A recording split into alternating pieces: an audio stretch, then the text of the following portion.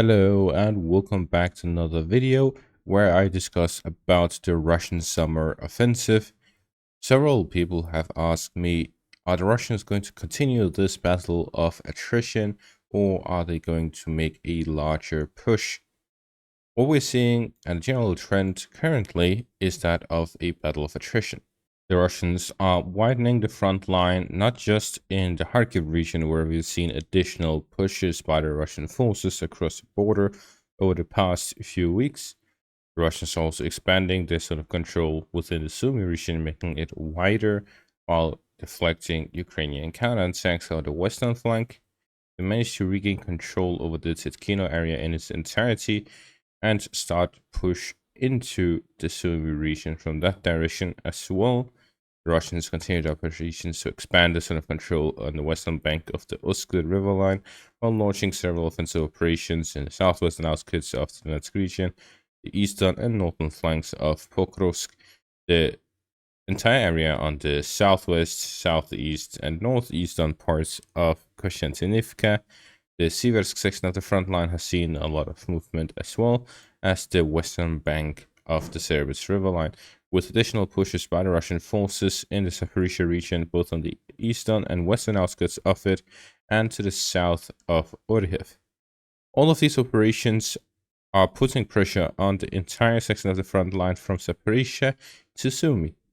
And battle of attrition is not the end goal, because the Russians have territorial claims, that is the four regions of southern and eastern Ukraine of Zaporizhia, Kherson, Donetsk, and Luhansk that they need to gain control of. Not to mention additional areas that they may be interested in, such as the Kharkiv region, the Dnieper region, Mykolaiv and Odessa in the south. This means that there are territorial goals of the Russians. However, they have stated that their primary objective is to degrade the Ukrainian military. To achieve this, there are two ways. The first one is to make a negotiated peace deal with Ukraine that allows them to limit the Ukrainian military size and have observers that confirm this limitation. The second option is to physically cut off supply lines of the Ukrainians to prevent them from building up stockpiles of weapons that allows them to have a larger army. The final goal is a change of governance of Ukraine. This can happen through, again, a negotiated peace or physical control over Ukraine that allows them to install their own government as they want. Therefore, the Russians currently point towards gaining physical control over the four regions in the south and in the east, to either negotiate or gain control over Kiev, and to either negotiate or gain control over Lviv. Now, anyone who has been following the negotiations between Russia and Ukraine, no matter who mediates it, Ukraine never agrees to these demands. And as time has passed by, we're now into third year and fifth month of the conflict. The Russians have just become stronger on their demands, doubling down on them, while the Ukrainians still refuse to give in to these demands, especially the territorial gains. But I would also believe that any government would not negotiate a deal where they would be losing their job. Based on that, there are three military goals by the Russians: to gain control over the south and east of the country, the four annexed regions that they have territorial claims on, to militarily gain control over Kiev, and then militarily gain control over Lviv. The way that the Russians will do this is by switching between three phases. The passive phase, where they are on the defensive, that is, as in the Kherson region currently. The active phase, which is the remaining parts of the front line, where the Russians are launching offensive operations, but they are not launching any large-scale or deep offensive operations where they plan on gaining control of an entire region or the sort. Instead, it is a battle of attrition, both in the passive and in the active areas, where they are working on degrading the Ukrainian military strength, face to face, where they are attempting to inflict as many casualties as possible on the Ukrainian forces while taking advantage of the gaps in their defenses to push further up to increase the pressure on these Ukrainian positions. Therefore, all of the territorial advances that they are making are simply to increase the pressure on the Ukrainian forces to force them to continue sending reinforcements to the front line to prevent a Russian breakthrough. Now, the third phase, which we haven't seen since the very start of the war, is the offensive phase. The offensive phase is one where the Russians will be looking to gain their territorial claims under their control. There would be a river crossing into the Kherson region to establish themselves on the western bank of the Dnieper River line and to gain control over the city as well as the remaining parts of the region. A offensive phase would be a push towards Zaporizhzhia city to gain control over it. An offensive would be to flank the defensive line in the Donetsk region and to gain control over it through a siege. An offensive would be a push towards the city of Kharkiv or the city of Sumy to gain control over them or to siege them. These are all operations that require a lot of soldiers, are much more risky, and would require the Ukrainians to be significantly degraded in terms of military strength for it to succeed. Now, is there any indication that the Russians will do these to achieve their goals, such as physically gaining control over Kiev, to change the ruling of Ukraine, or militarily gain control over Lviv to block Western aid into Ukraine? These would require an offensive, while the southern regions could be achieved through continuous battle of attrition. It is unlikely to be quick. It'll rather take many months, if not many years.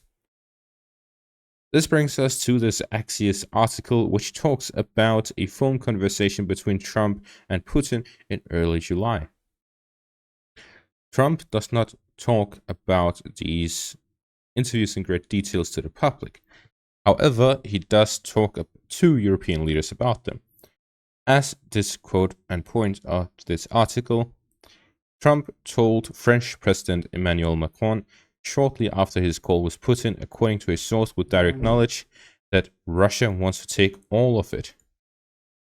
He talked about how Putin indicated that over the next 60 days he would make a renewed push to occupy territory up to the administrative lines of Ukrainian regions in which Russia has a significant foothold. Not to mention the quote from the Russian Minister of Defense, Belousov, in December of 2024, where he stated that in 2025, within the year of 2025, before the end of the year, the Russians would have control over the four regions, that is the Zaporizhzhia, Kherson, Donetsk, and Luhansk regions in its entirety. Therefore, in my opinion, the Ukrainian side is not yet close to a military collapse across the entire front. Even if the Russians went from the active phase to the offensive phase, it is unlikely that the Ukrainians would collapse. They would simply locally collapse, lose a large section of the front line, but re-establish their positions in the rear, as they still have a lot of forces available to fight against Russia, especially since the drone operators, the FPV drone operators, which is very powerful against moving targets, can simply hide in first lines, which means that the ability for the Ukrainians to conduct guerrilla warfare is much more powerful. A supply truck to supply a Ukrainian unit with FPV drones in a forest patch area does not need to be big. It can be a civilian car. It can be very small, and it will provide with the necessary food, water, and firepower that is needed in a random forest line or forest patch in southern Ukraine or eastern Ukraine, and it will be able to stop a push by a Russian armored company. So from this, we can see that it is very difficult for the Russians to overcome this, because even if they break through, the Ukrainians can still hide in the forests, still be supplied, and target Russian troop movement, supply lines, and so on, without having to get up close and personal. Therefore, the Russians would not just gain control over large parts of area, They also need to consolidate these positions, clear the first lines in their way to secure the supply lines. Otherwise, the Russians would be in a difficult position. Based on this, we can see that the Russians would likely choose a main direction for their offensive from which they'll look to gain control over as much as possible. Now, Western media state that the Russians have approximately 200,000 soldiers, similar to the initial invading force, ready in reserve for an offensive operation. Based on the fact that the Russians' objective are to gain control of Kherson, Zaporizhia, Donetsk, and Luhansk regions, the Luhansk region is already 99.5% captured, which means it can be excluded from this analysis. This means the Kherson, Donetsk, and Zaporizhia regions are the targets. The Russians can split this into 3 separate districts.